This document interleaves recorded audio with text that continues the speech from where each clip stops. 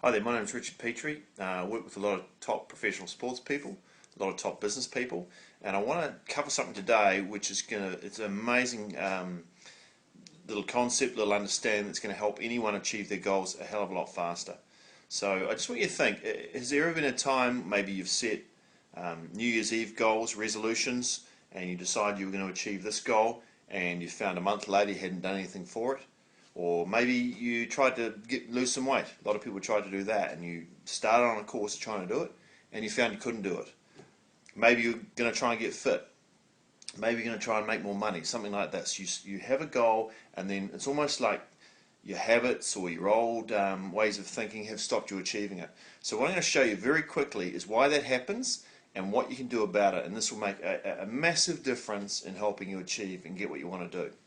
Okay, first off, we just need to take this look at this whiteboard, and I'm just going to take the lid off here, and I want you to imagine that your mind is like an iceberg, and there's the water,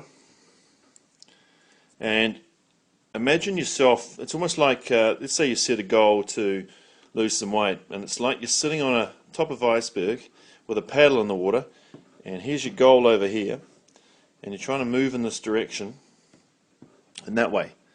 But I want you to imagine what happens when you try and, let's say, lose weight. What happens if the current is drifting this way? Okay. Now, chances are ultimately you're going to move away from your target, right? So what's going on? I mean, what's this analogy, and how does it help us understand trying to achieve goals? Well, I just want you to look at. There's two parts to this iceberg here. There's the top bit up here, and just want you to imagine this is like your conscious mind, okay?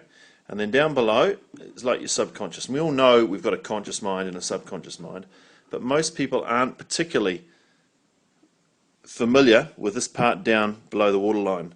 We're all pretty well aware of this and how that operates, and most people try and convince themselves to achieve goals by using logic and reason.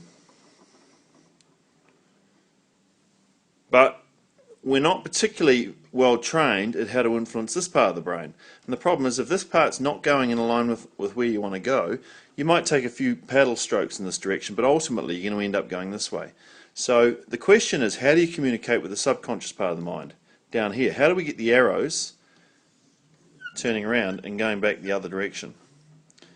Well, the secret is these two parts of the brain speak a different language. And as I said up here, this part understands logic and reason, but unfortunately if you try and speak logic and reason to this part of the brain, it won't understand. It's like speaking to a Frenchman in English. He won't understand, and he'll carry on going in the same direction he's always doing.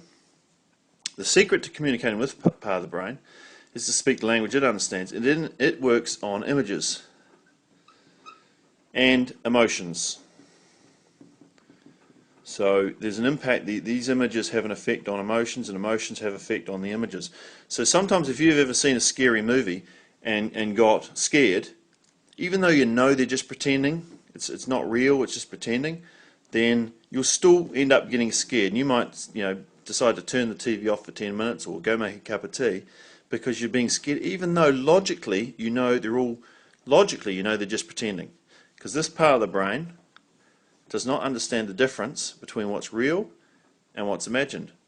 So it will react as if it's really happening. Now the secret to communicating with this part of the brain is through images, emotional images, and if you put the right emotional images in, it doesn't matter so much about the logic, but if you plant in, let's say this is us creating some images here. If you slot in the right emotional images, then you can start to redirect this part of the brain in any direction you want to. And the secret is, that's why visualization works so well. That's why meditation can work well. But if you're slotting in pictures here into this part of the brain, it'll start to reshape this and move it in any direction you want to go. Now, the problem is, most people aren't particularly good at visualization. And that's why it's really handy if you can have a tool that'll help you make it easy for you.